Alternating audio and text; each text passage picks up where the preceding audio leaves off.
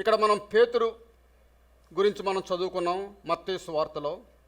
ఇది చాలా విచారకరమైన కథ, చాలా విచారకరం.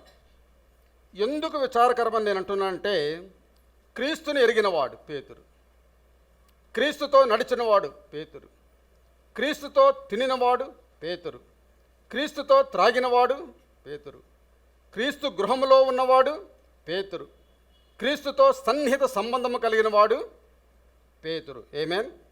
క్లోజ్ రిలేషన్షిప్, క్లోజ్, చాలా దగ్గరగా అటువంటి రిలేషన్షిప్ యేసు ప్రభువారితో కలిగి ఉండేవాడు. మిగిలిన శిష్యులందరూ కూడా ఉన్నారు, కానీ ఇతరులకు లేనటువంటి రిలేషన్, ఇతరులకు లేనటువంటి గొప్ప సహవాసము, దగ్గర సంబంధము పేతురు గారు కలిగి ఉన్నాడు. అయినప్పటికి కూడా